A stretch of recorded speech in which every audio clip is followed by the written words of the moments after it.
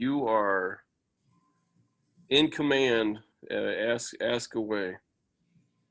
All right. So this is Matthew Pennington. We're doing this for a project in global studies on 9/11. So start with the questions. All right. So first question is, where were you on September 11th? I was living in Cape Girardeau, Missouri, and I was teaching at Southeast Missouri State. And I had just gotten up. I had an early class. I believe that was on a Tuesday, and I had an early class that day. And I was watching the news in the morning, and I was talking to my then wife because Fox News was on. They were talking about how a plane had hit the first building. And I'm kind of ashamed to admit this now, but we thought it was a little bit funny because what we thought was that somebody had accidentally flown a plane into one of the largest buildings in the world. And we were, this sounds bad now, but we were like, what kind of idiot flies a plane into a big building? And right around the time we were getting ready to leave, the second plane hit the other building. And of course, like most people, immediately we realized, well, no, this is intentional. And, after that, everything got surreal. Yeah. All right. So second question is, how did you find out about the text? Yeah, from watching the news there, and it was an unfolding event. I had to go teach that class, and then while I was teaching the class, they had the news on out in the hallway, and I kept hearing people out in the hallway while I was trying to teach. They were saying, they sounded upset. And when the class was over, after an hour, I came out, and that's when the first tower collapsed. Mm-hmm.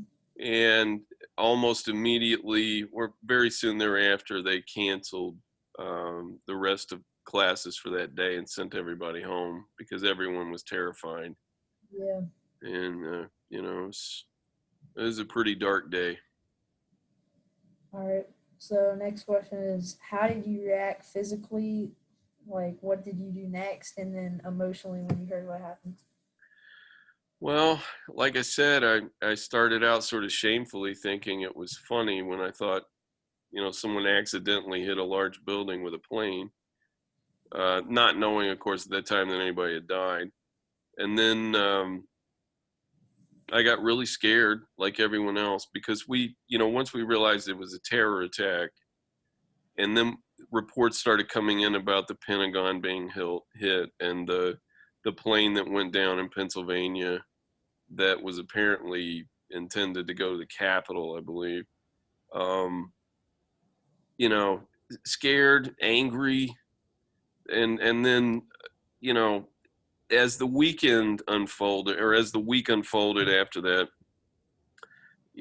my then wife was supposed to go to a wedding in Minnesota, and I was supposed to go with her as well, and I didn't want to go. I didn't want to go anywhere. We were going to drive, and I just felt like I didn't really want to leave the house. I was really scared and upset, and devastated at what was happening to our country. Mm-hmm. All right. So right after um that happened, like the attacks, did you like immediately call someone, or like did you just like not know what to do, or like what did you do from there? You know, I don't remember calling Mm-hmm. anyone. I remember binge watching. This is the first time I'd ever done anything like this. I've done it a few times since then, but I remember binge watching the news. That I had the news on all day for several days in a row and just not sleeping much and watching it and getting so caught up in the horror of the whole thing. And, eventually I realized that it was doing more harm than good. And I think by the end of a few days, I started reaching out to people and talking to them. And I Mhm. didn't actually know anyone living in New York at that time. I can only imagine what it was like for people who did. I think that that would have added to the terror, and I probably would have been on the phone a lot sooner, although I don't know if it would have done any good. My understanding is not a lot of people could get through. All right. So next question was, did you immediately think like a terrorist attack? But No, like I said, my initial reaction with the first plane, and I've talked to many people about this since then, and I think this was a common reaction. Our first instinct was, this is just some really unfortunate person who flew a plane into the World Trade Center. That second plane hit, and we knew right away. I mean, obviously, that's not an accident.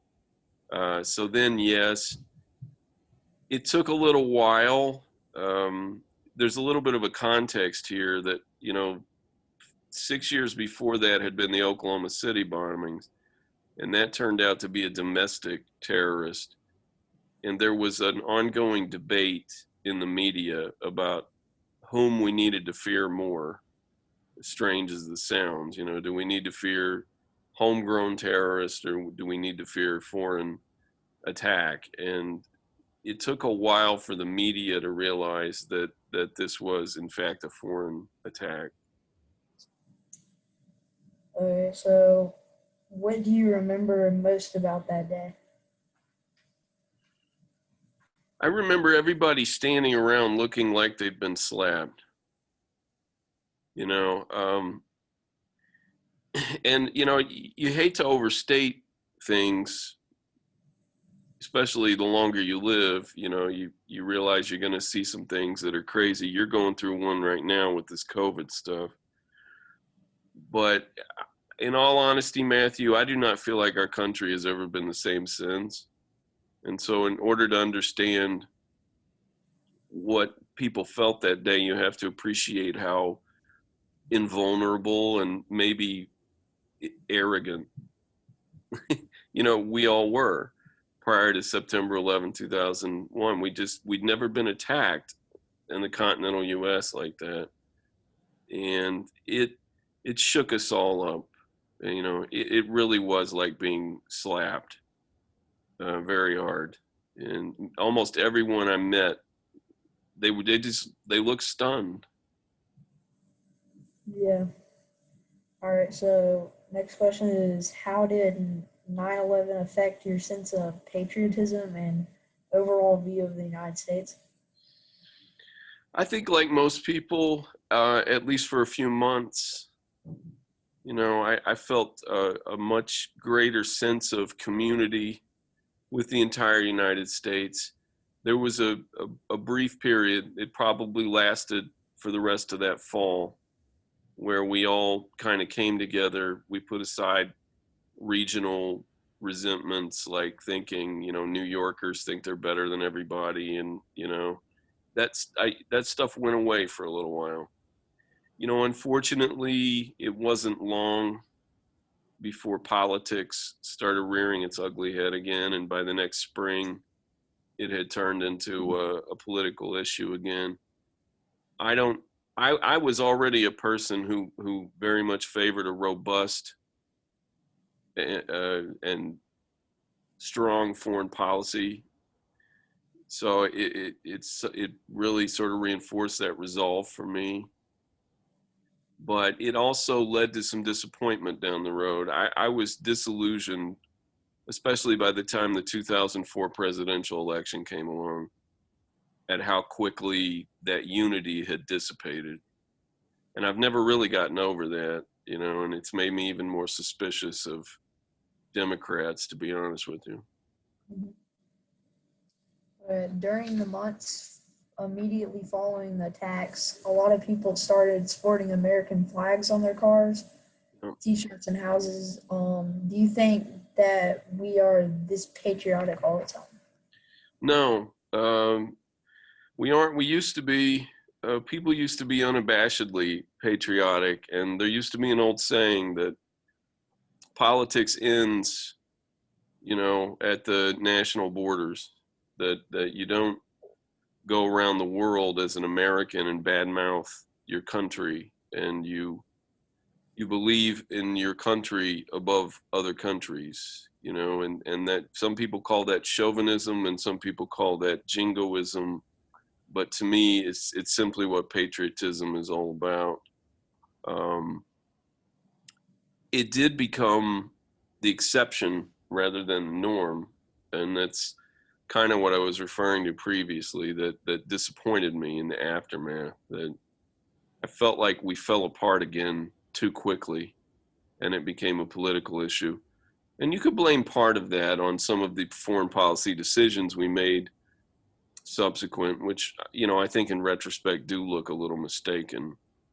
But that doesn't mean that I think people were right in criticizing it openly at the time.